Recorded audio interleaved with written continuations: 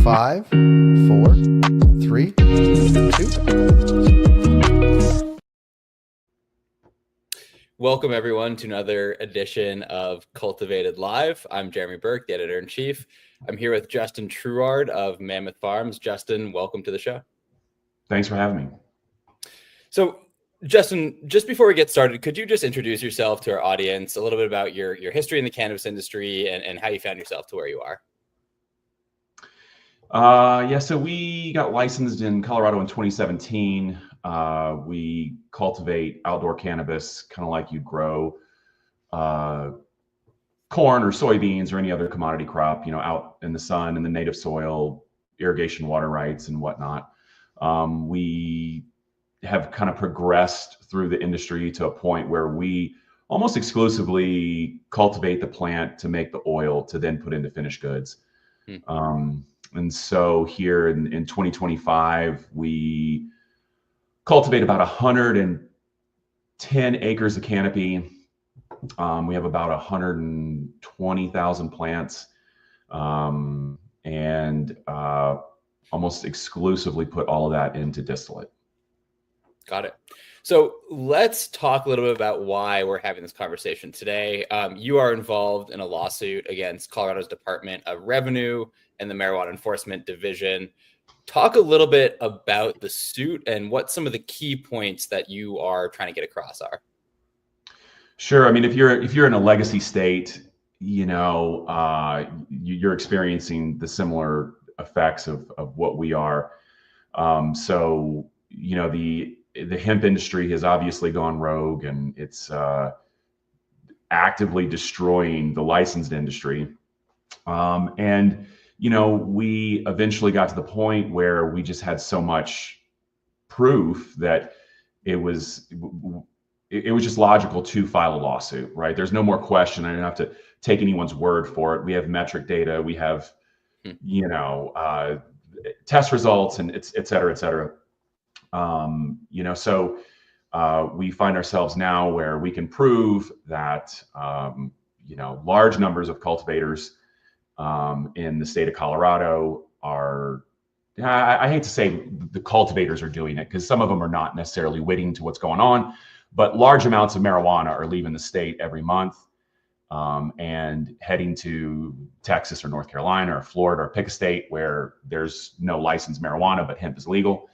And then in a process of cleaning the inventory in the seed to sale software metric, people bring in intoxicating hemp oil to replace the plant matter that has now ended up in Texas. And so, it's a very difficult business model to compete with, because they're making money coming and going, right? They're making money when the product goes to Texas, double what we're probably making, right? If not triple. And then they are able to import oil that costs 50 cents a gram that they then convert or, upcharge to $2.50, $3, $3.50 a gram, and make money there. And then at the same time, they're going through a process that allows them to dodge pretty much all taxes whatsoever. It's just a completely different cost model. And the product that they're bringing into the state, the oil, is, demonstrably not safe, right? We can show that there's a lot of contaminants. Our pesticide protocols and approved lists or whatnot don't match with commodity farming. If you're growing corn for silage, what you can spray on those plants is a lot different than what you can spray on, a consumable cannabis product that's designed to smoke. And so it's hard to say that there is one single issue. It's a lot of issues that basically develop from lax oversight. And to my knowledge, there's been some developments in the case. The regulators filed a motion to dismiss, and they released a kind of consumer safety bulletin. Could you talk about a little bit about the regulators' response and whether this meets some of the allegations in your lawsuit? What do you mean it meets some of the allegations? Whether they're sort of addressing the concerns in a robust way. Yeah. Well, there's not allowed to be any felons in the industry. And one of the people that was doing this activity, so purchasing marijuana for market rates, $600, $700, $500 a pound, and then adjusting the taxable rate. It gets complicated, and all Sure. states much have Yeah. unique tax structures. So even if you're in cannabis, sometimes it's not necessarily apparent. But adjusting the taxable value from $600 to $10, Mm. and then paying the 20% of $10 rather than on $600. He was a felon, right? And so we notified the MED of that in the first week of February, and they did. By the time that we filed the lawsuit on March, I believe it was 11th, somewhere in that range, they still had not removed his access to the industry, and so about 3 or 4 days after that, they had removed his access. But other than that, they have not made any adjustments. And some of it's kind of concerning, like the methylene chloride thing. If Hmm.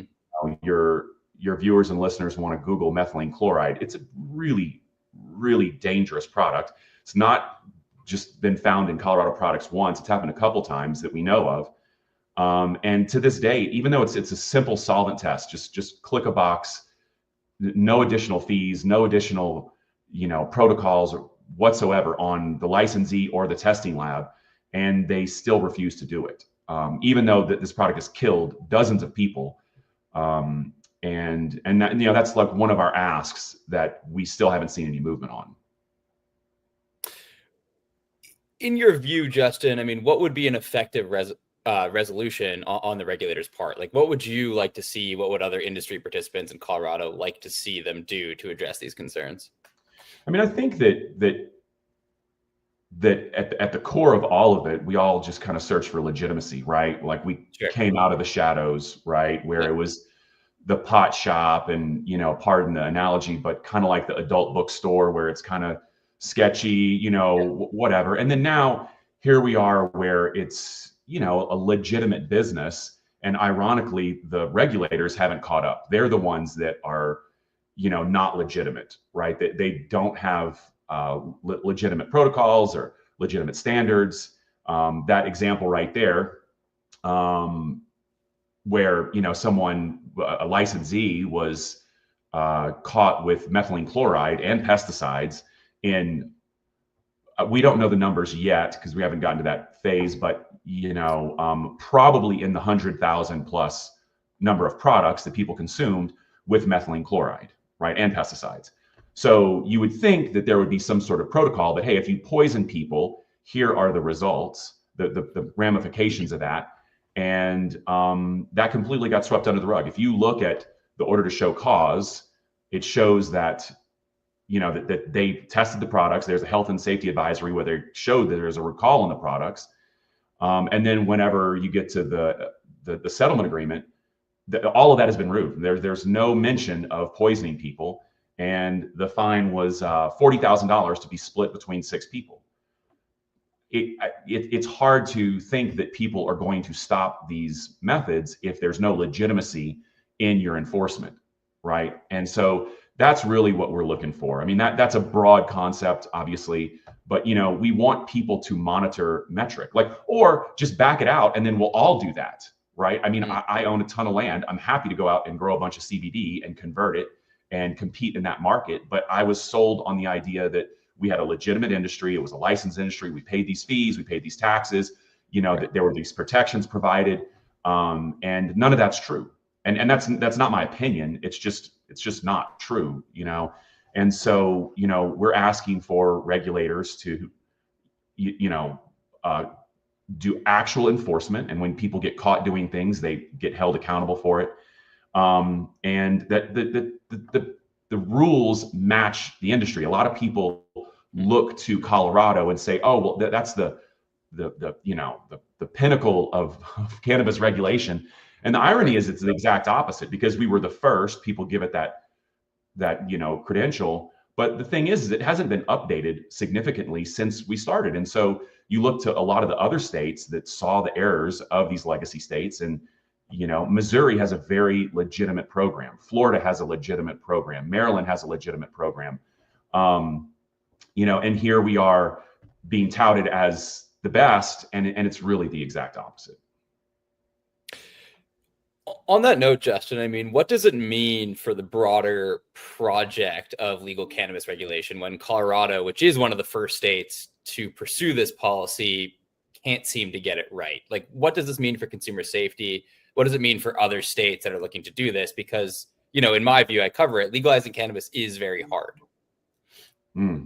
Yeah, it is. It's, and I don't know that there's a framework that you can parallel where something came out of the shadows to legitimacy. I mean, I guess maybe gambling, but I don't know. Even that was always kind of legal, Right. But I don't know. I hate to say that we need oversight from the federal government, but it would seem as though you need someone to step in and provide some sort of oversight to the oversight. That might sound ridiculous, but I think part of this is that regulators are siloed as well as the industries. They don't want to be humiliated in front of everyone. The director of our regulation organization, the Marijuana Enforcement Division, is also the president of the Cannabis Regulators Association, right? We find that's pretty ironic. And we still have things that, like self-selecting testing, right? That no one thinks that that's legitimate, but there's no effort whatsoever to adjust that. Like if I make 1,000 vape cartridges, it's on me to choose what I provide to the regulator to show as a representative sample. Now, I mean, that's the low-hanging fruit, And so until someone comes in and says, hey, you're wrong and you're right, and this is what's the best practices or whatever, I don't think we're going to have any legitimacy. And so that's one of the things that might be what is concerning for the federal government, is that lift, of providing that overall oversight and parsing through all the rules. And sorry, I don't know, my screen flashed. Very good. Yeah. Yeah. So, that's like what I think would be a nice feature, and at the same time might be what is holding things up, And I also think that the Schedule 3 thing is kind of ridiculous as I understand it, in that right now we're basically saying, hey, we have this huge industry, please make it Schedule 3 so it can be legitimate. But there's so many states that are recreational, which does not parallel Schedule 3, like any sort of medical concept whatsoever. We're just asking to be in a similar but different situation where, it's adult use, but we ride underneath this Schedule 3 concept. And so I don't know. There's not a lot of chatter that I hear out of DC as far as, what people's thoughts are. I don't even know that they have any thoughts on it right now, other than it's a huge task to accomplish with all these other things going on. Right. Justin Trouard, Mammoth Farms, we appreciate the time. If our viewers and readers are interested in following along with progress of the lawsuit, with the regulator's response, where can they find this information? Oh gosh, probably LinkedIn, I suppose, would be the best option. Yeah. We've had really good success with getting coverage on it, thanks to you as well. Appreciate that. So and I will say that there is a lot of coverage that's developing. We've been working with reporters for well over 2 months on some cases, some stories. So it'll be coming out here pretty soon in the next week or two on the larger investigative reporting. Got it. Well, we'll be covering it as well. So we appreciate staying in touch. Justin, thanks so much again. Thanks, Jeremy. Have a good one.